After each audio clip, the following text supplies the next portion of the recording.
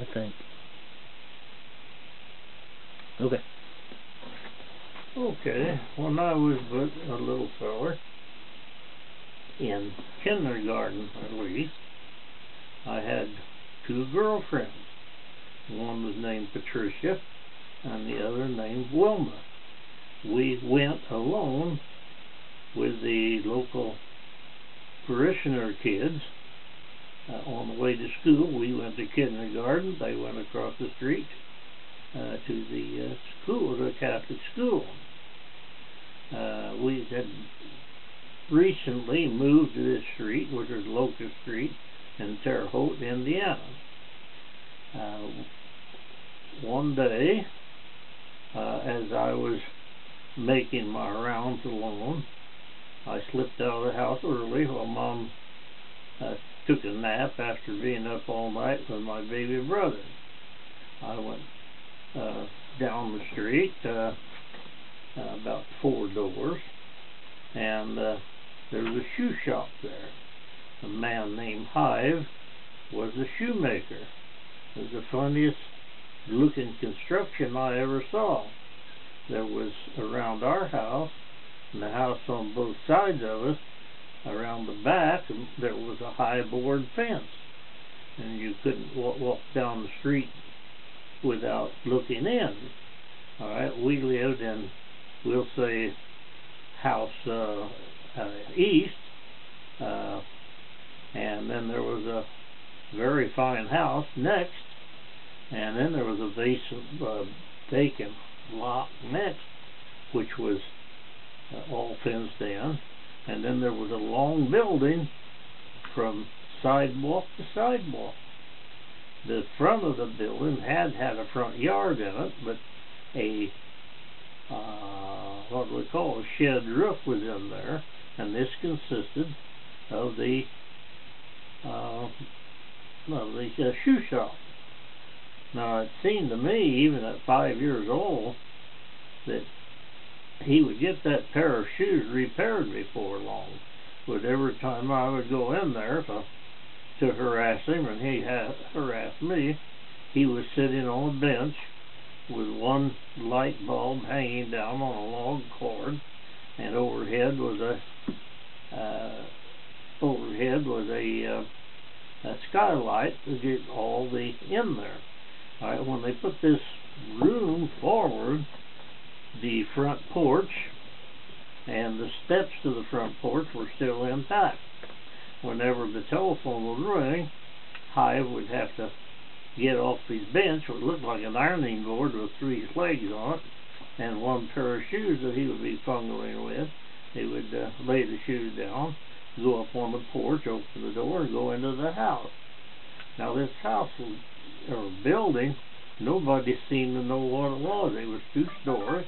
There was no windows on it except on the front and the back, and the front opened up on Locust Street and looked like an ordinary house, and it opened up on Elm Street behind. It looked like an ordinary house, but for all appearances, it was totally isolated.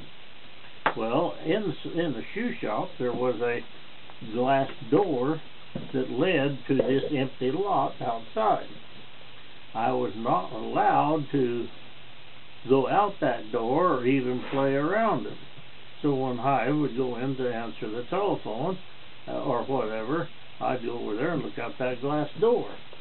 Well, this particular day, I was rather early. I went out there.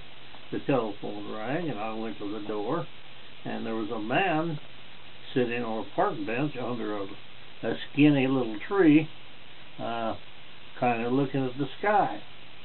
Well, the door was not locked this time, so I opened the door and went out.